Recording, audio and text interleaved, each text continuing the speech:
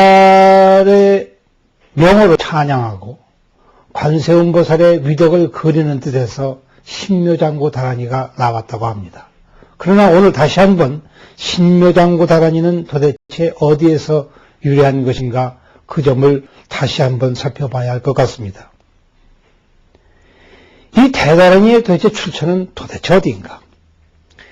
신묘하고 아주 뛰어난 이 다라니는 도대체 무엇 때문에 뛰어나다고 하는 것이며 무엇 때문에 참된 부처님의 말씀이라고 하는가?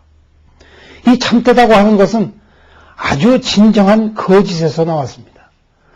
우리는 이 세상에 그 어느 것도 진실로 존재하라고 할 수가 없는 데에서 이 진실한 법문이 나왔습니다. 관세음보살은 아직까지 아무도 본 적이 없습니다. 관자재보살이라고 부르든 여일인보살이라고 부르든 어떠한 명칭을 부르든 볼 수가 없습니다.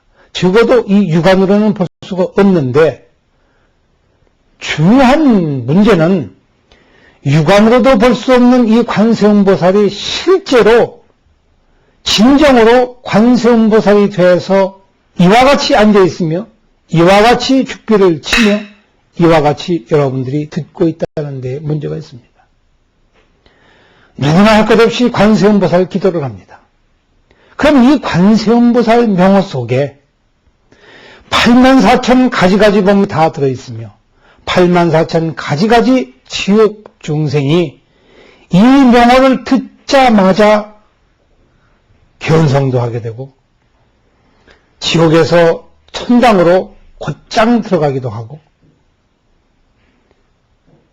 가지가지 신통한 조화를 다 부린다는 데에 특징이 있습니다. 그래서 관세음보살 명호 그 자체는 다름 아닌 불교의 전부입니다. 관세음보살 이 5글자 안에 시방세계에 있는 모든 부처님이 그 안에 들어 계십니다. 84,000 보살이 그 안에 다 들어가 있습니다. 모든 산신과 제신이 그 속에 들어가 있습니다. 하늘에 있는 신이나 땅에 있는 귀신이나 땅 밑에 있는 84,000 귀신 가지가지가 다 관세음보살의 명호 속에 들어 있습니다. 그리해서 이 별명이 관세음보살의 별명이 다름 아닌 신묘장구 대다라니의 이름으로 불려집니다. 관세음보살은 바로 일체의 이름입니다. 그리고 관세음보살 이름을 부름으로 해서 모든 불보살을 한꺼번에 친견할 수 있는 도리가 이곳에서 생겨납니다. 사물도 마음도 부처라고 하는 것도 우리가 법이다, 나다, 자아다 하는 것도 깨달음이다 하는 것도 모두 이 안에 있습니다. 신이다, 나한이다, 아미타불이다 하는 것도 전부 이 속에 있습니다. 이것을 비롯해서 모든 것이 생겨났습니다. 생겨났다고 하는 것은 없는 곳에서 분연듯이 일어나고 있다가 분연이 어느 사이에 없어졌는지 모르게 다 사라져 없어져 버립니다. 없다고 해서 참으로 없는 것이 아니요, 있다고 해서 참으로 있는 것이 아닙니다. 있다고 하는 것이 우리에게 아무런 의미가 없으며 없다고 하는 것이 아무런 의미가 없습니다. 지금 중요한 것은 이와 같이 이야기하고 이와 같이 듣고 있다는 사실입니다. 이 얘기를 들으면서 마음속에 깨우치는 바가 있으면 한없이 기쁘고 이 세계가 달라집니다. 지금 우리는 달라진다는 말을 하고 있습니다. 그렇게도 사람마다 변하지 않는 것을 바라며 그렇게도 사람마다 절대 불변의 진리를 찾는다고 얘기를 하면서도 우리는 새로운 세계를 경험하기를 바랍니다. 이 새 것과 헌 것의 차이는 무엇인가?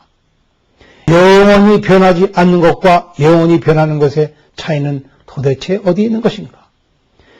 변하지 않는다고 하는 것은 저 한없이 변화하는 것들 속에서 나온 이름입니다. 그 반대도 마찬가지입니다. 무엇이 신묘장구다라니인가? 도대체가 알 수 없으며 글자도 발음조차도 하기 어려운 말을 잔뜩 써놨습니다. 이것은 범어라고 합니다. 지금 범어는 인도에서도 쓰지 않는 말입니다. 그렇다면 도대체 우리는 여기서 무엇을 구할 것인가? 일찍이 우리는 아미타불을 살펴볼 때에도 그 본문 속에서 잠시 이런 적이 있거니와 이 신묘장구 대다란이라고 하는 것은 어느 나라의 말도 아닙니다. 한국어도 아니요, 범어도 아니요, 인도말도 아니며 중국말도 아니요, 영어도 독일어도 불어도 아닙니다. 우리가 엄마라는 말을 합니다. 아버지라는 말을 합니다. 이 말이 어느 나라 말인가? 태어나자마자 부르는 그 소리가 어느 나라 말인가? 부처님이 천상천하 유아독존이라고 하실 때에 그 말은 어느 나라 말인가? 어느 나라에도 그런 말은 없습니다. 그러나 혼연히 듣자마자 압니다. 어머니는 갓 태어난 아기가 울음소리만 들어도 그 울음소리가 배고파서 우는 것인지 몸이 아파서 우는 것인지 압니다. 이 알 때에 그 아르마리는 국적이 없습니다. 불란서 아이가 되었던 한국 아이가 되었던 인도의 아이가 되었던 중국의 아이가 되었던 아무 상관이 없습니다.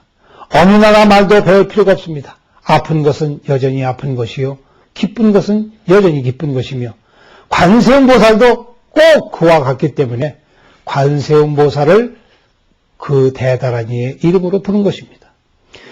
어느 나라 말도 아니지만 다 원통사제해서 스스로 알고 스스로 분명하기 때문에 그래서 이름이 관세음보살입니다. 그 스스로 분명하게 그와 같이 있기 때문에 관자재보살이라는 별명을 붙여주었습니다. 무리에 비친 달처럼 분명하기 때문에 수월보살이라고 하였습니다. 똥물이 되었던 오줌물이 되었던 바다가 되었던 강이 되었던 시냇물이 되었던 어느 곳에 가든지 똑같은 둥근 달이기 때문에 수월보살이라고 했습니다. 열륜보살이라고 했습니다. 마음대로 굴러다닙니다. 여기에 가도 똑같은 달이요 저기에 굴러가도 똑같은 달입니다. 이 신묘장구 대다란이에서 그러나 그럼에도 불구하고 우리는 이름에 얽매여 있습니다. 수월보살이라고 이름을 불러주면 무엇이 수월보살인가 묻습니다. 관자재보살이니라 하면 무엇이 관자재보살일까 또 의심합니다. 의심만 할 뿐만 아니라 그 말에 쫓아가느라고 우리가 한국어를 배운 까닭에 우리가 한문을 배운 까닭에 우리가 영어를 배운 까닭에 독일어를 배운 까닭에 제가끔 자기 나라에서 배운 말에 쫓아가느라고 마치 처음에 상을 보는 눈이 나중에 스스로 무너져서 자기 파괴에 이르러서 자기 스스로 무화해버리는 없어져버리는 깊은 과정을 통해서 명상에 쫓아가고 명상에 쫓아가다가 다시 되돌려서 그것을 받습니다. 아, 이름이라고 하는 것도 결국은 허무맹랑한 것이었구나. 험한 것이었구나. 본래 텅 비어서 실제로 있는 것이 아니거늘 내가 어찌 그것을 믿었더란 말이냐 하고 후회를 합니다. 그리고 이와 같은 후회를 또 불식시키기 위해서 대다란이를 만들었습니다. 우리는 나모라 다나다라야야 하면서 도대체 이것이 무슨 말인가 하고 처음에는 궁금해합니다. 그러나 연습을 하고 공을 들이고 기도를 되풀이하다 보면 이것이 저절로 입에 와서 붙어버립니다. 그리고 신기하고도 오묘한 일이 여기서 벌어집니다.